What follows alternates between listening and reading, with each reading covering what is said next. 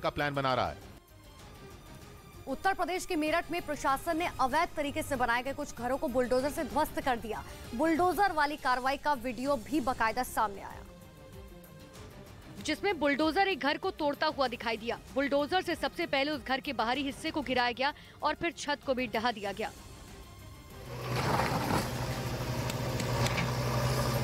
Bulldozer ने थोड़ी ही देर के अंदर पूरे घर को मलबे में तब्दील कर दिया, लेकिन सिर्फ एक जगह पर ही अवैध निर्माण को प्रशासन ने ध्वस्त नहीं किया, बल्कि अलग अलग जगहों पर जमकर बुलडोजर चलवाया। एक के बाद एक कई मकानों को बुलडोजर ने ध्वस्त कर दिया। जानकारी के मुताबिक मेरठ विकास प्राधिकरण ने अवैध तरीके से बने कई घरों पर बुलडोजर वाली कार्रवाई की। मेरठ में पिछले 2 महीनों से लगातार अवैध निर्माण को प्रशासन ध्वस्त करने में जुटा हुआ है, लेकिन बताया जा रहा है कि इसके बावजूद अवैध निर्माण नहीं रुक रहा। इस बीच अरविंद केजरीवाल ने हरियाणा से तिरंगा यात्रा की शुरुआत की। दिल्ली के सीएम अरविंद केजरीवाल ने मेक इंडिया नंबर 1 अभियान के तहत हरियाणा के हिसार से तिरंगा यात्रा की शुरुआत की। इस दौरान उनके साथ पंजाब के मुख्यमंत्री भगवंत मान भी मौजूद रहे। नई राजनीति लेके आनी है, ये पुरानी राजनीति खत्म करनी है। प्रधानमंत्री मोदी ने सूरत में एक मेडिकल कैंप का ऑनलाइन उद्घाटन किया।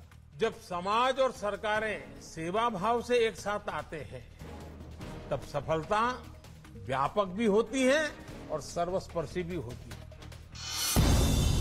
ऑस्ट्रेलिया ने दूसरे वनडे मैच में न्यूजीलैंड को 113 रन से शिकस्त दे दी। इसी के साथ वो सीरीज में 2-0 से आगे हो गया। ऑस्ट्रेलिया में चीन के राजदूत के एक बयान ने यह साफ कर दिया कि ताइवान पर कब्जे के लिए चीन भी पुतिन की राह पर चलने जा रहा है। National press club of Australia के एक कार्यक्रम में उन्होंने इस बात की ओर इशारा किया कि चीन ताइवान पर एक अलग तरह के हमले की तैयारी कर रहा है और माना जा रहा है कि यह हमला कुछ वैसा ही होगा जैसा रूस ने यूक्रेन के ऊपर किया था।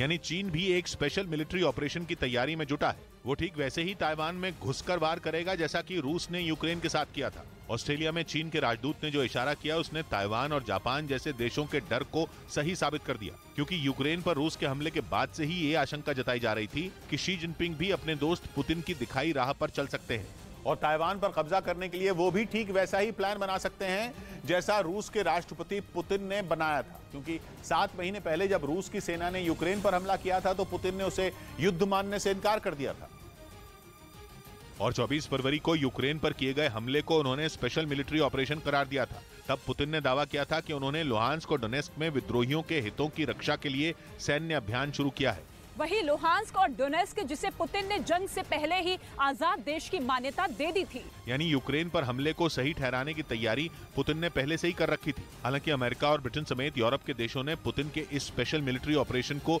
यूक्रेन के खिलाफ युद्ध बताया और खुलकर उसका साथ दिया। लेकिन अब जिस तरह से ऑस्ट्रेलिया में चीन के राजदूत का बयान सामने आया है, उससे तो यही लगता है कि रूस की तरह ही चीन को भी उन देशों की परवाह नहीं है और उसने ताइवान में एक बड़े मिलिट्री ऑपरेशन की तैयारी कर ली है। हालांकि वो इसे सैन्य अभियान कहने से भी बच रहा है, साथ ही इसे घुसपैठ भी नहीं मान रहा, बल्कि बड़े ही सधे शब्दों में वो अपने अभियान को एक अलग तरह का अभियान बता रहा है। और इसके लिए चीन के पास भी एक दलील है। वो इसे ताइवान में उन लोगों के खिलाफ होने वाला एक अभियान बता रहा है जो वहाँ उसके विरोध में खड़े हैं और ऐसे लोगों की संख्या ताइवान में बहुत ज्यादा है। जुलाई में वहां किए गए एक सर्वे में 6.5% लोग ऐसे थे जो चीन से थोड़े बहुत संबंध रखना चाहते थे, जबकि 82% से ज्यादा लोग ऐसे थे जो पूरी तरह चीन के खिलाफ थे। हालांकि चीन ने ऐसे सर्वे को भ्रम फैलाने वाला बताकर सिरे से नकार दिया। गणेश उत्सव के आखिरी दिन आज देश भर में बप्पा को विदाई दी जा रही है। महाराष्ट्र में विघ्नहर्ता के विसर्जन को देखते हुए सुरक्षा के कड़े इंतजाम किए गए। मुंबई में हजारों सुरक्षा कर्मियों की मौजूदगी में होगा भगवान गणपति का विसर्जन। तो महाराष्ट्र में कड़ी सुरक्षा के बीच आज गणपति बप्पा की विदाई की जाएगी। जगह जगह पर आज देखिए विसर्जन किया जाना है और इसके लिए सुरक्षा के कड़े इंतजाम किए गए हैं। इस बार एक सबसे बड़ी मनोकामना आपकी पूरी की कि आप भी मुख्यमंत्री बने, सूबे की कमान आपके हाथ में। ये मनोकामना पूरी करी लाल बाग की राजधानी से कैसे देख रहे हैं? गणपति बप्पा को मैं प्रार्थना करता हूँ कि राज्य के सभी लोगों को सुखी रखे, सभी लोगों को हमारी सरकार की तरफ से न्याय मिले।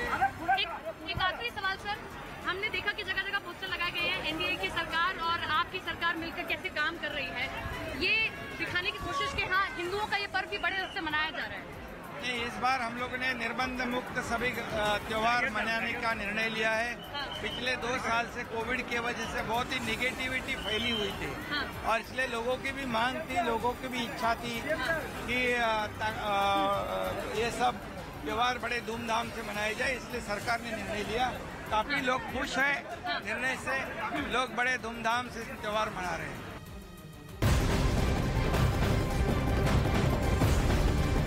और बड़ी खबर आपको बता रहे हैं, ब्रिटेन की महारानी क्वीन एलिजाबेथ द्वितीय का 96 साल की उम्र में निधन हो गया। खबर के मुताबिक क्वीन एलिजाबेथ ने स्कॉटलैंड के बेलमोरल कैसल में आखिरी सांस ली। महारानी एलिजाबेथ पिछले दरअसल कुछ वक्त से बीमार चल रही थी। डॉक्टर्स के मुताबिक महारानी एलिजाबेथ एपिसोडिक मोबिलिटी की दिक्कत से जूझ रही थी। गुरुवार शाम को बकिंगम पैलेस की तरफ से उनकी खराब सेहत के बारे में जानकारी दी गई थी, जिसके बाद भारतीय समय अनुसार रात करीबन 11 बजे के बाद महारानी के निधन की खबर आई।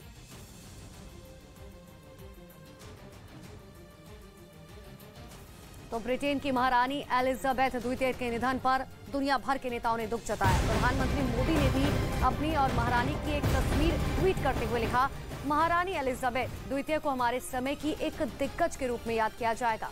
उन्होंने अपने देश और लोगों को प्रेरक नेतृत्व प्रदान किया। उन्होंने सार्वजनिक जीवन में गरिमा और शालीनता का परिचय दिया। उनके निधन से आहत हूँ। इस दुख की घड़ी में मेरी संवेदना उनके परिवार और ब्रिटेन के लोगों के साथ है।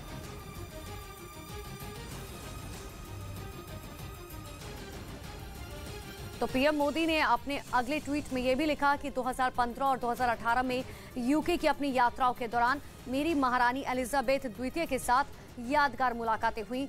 मैं उनकी गर्मजोशी और दयालुता को कभी भी नहीं भूलूंगा।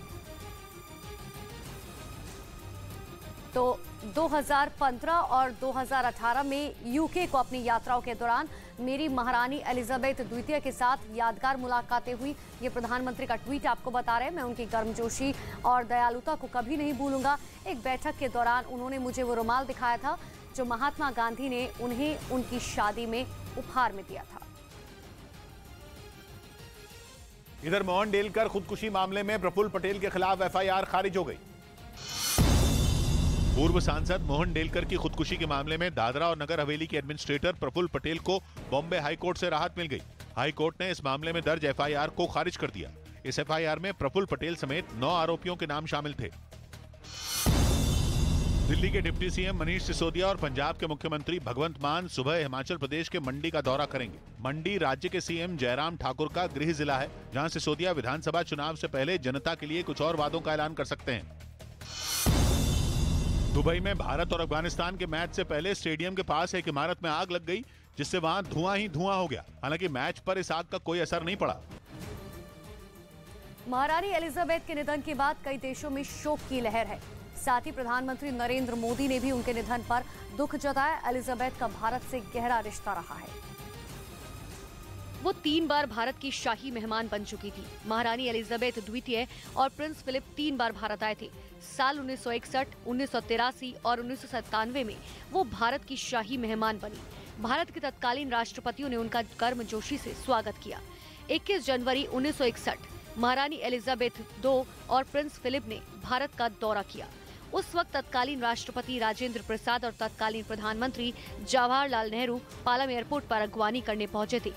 उसी समय महारानी एलिजाबेथ गणतंत्र दिवस की परेड की गवाह भी बनी थी। महारानी दूसरी